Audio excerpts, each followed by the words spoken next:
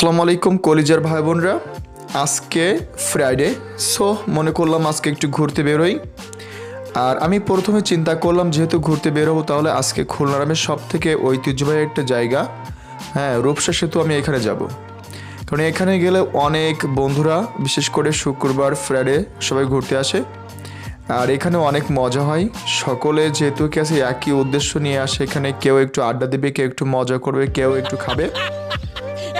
আর এখানকার নদী, এখানকার যে প্রাকৃতিক দৃশ্য সেটা আসলে মনটা কাড়ে। মনটা যখন ফ্রেশ না থাকে, এক রকম কাজ করতে করতে গেছে একসময় বোরিং ফিল হয়। যারা বোরিং যে ভাবটা দূর করতে চাও তারা কিন্তু অবশ্যই বিকালবেলা এখানে আসতে পারো। বিকাল থেকে শুরু করে সন্ধ্যা পর্যন্ত এখানে থাকাটা আসলে অনেক একটা আনন্দের ব্যাপার। বিশেষ করে আমিও চলে এসেছি আজকের জন্য।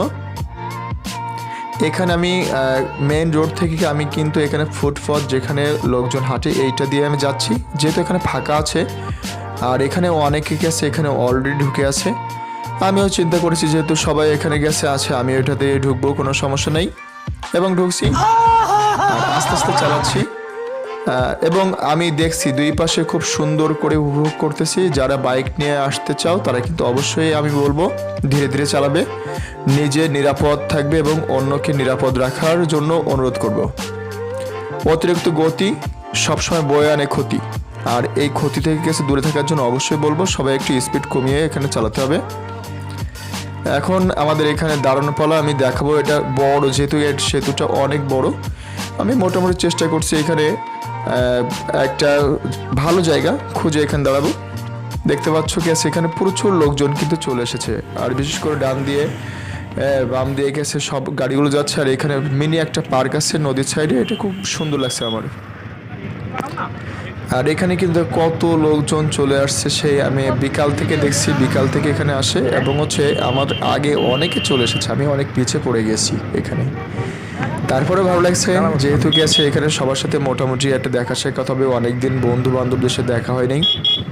অনেক বন্ধুরা তাদের কাজের ফাঁকে কিন্তু একটু সময় নিয়ে এখানে চলে আসে। আমিও গেছে আজকে চেষ্টা করলাম, যাক আলহামদুলিল্লাহ আল্লাহ আমাকে এখানে নিয়ে এসেছে। আর এখন আমার কাজ এখানে দাঁড়িয়ে দাঁড়িয়ে একটু দেখা।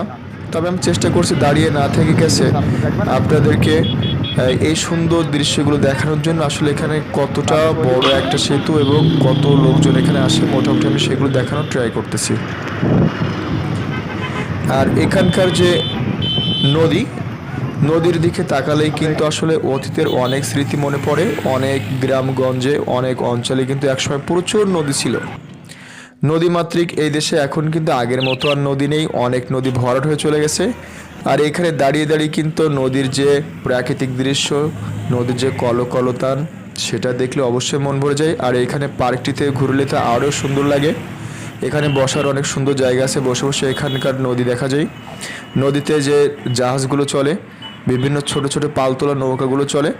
আর পাশাপাশি তো আরও থাকছে অনেক কিছু আছে দেখার মতো এবং খাওয়ার মতো। এখানে অনেক মজার ভিতরে গেছে, আমি একটা মজা নিয়েছি, সেটা হচ্ছে এখানকার চাগুলো খেয়ে। এখানে মালাই চা, দুধ চা এবং কফি, দুধ কফি, এগুলো আমার খুব পছন্দের। মোটামুটি গেছে আমি এখান থেকে গেছে অনেকবার ট্রাই করেছি, যতবার এসেছি তখন এখান থেকে খেয়েছি। কিন্তু আজকে আমাকে বলতে হবে, আমি এখন ভিডিওটি তো করছি, এখন কিন্তু কলকাতা ফুডটা এখানে নাই, এটা কিন্তু আউট হয়ে গেছে।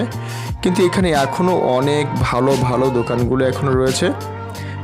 এটা খুব স্বাদের একটা জিনিস। এখানে আসলে অবশ্যই বলবো যে দুইটা চা নিয়ে প্রিয়জনদের সাথে বসে বসে, প্রিয় বন্ধুদের সাথে বসে বসে, প্রিয় মানুষটির সাথে বসে বসে অবশ্যই আড্ডা দেওয়া যায়। অবশ্যই এখানে খুব সুন্দর একটা জায়গা, বসারও প্লেসটা অনেক সুন্দর, আমার খুব ভালো লেগেছে।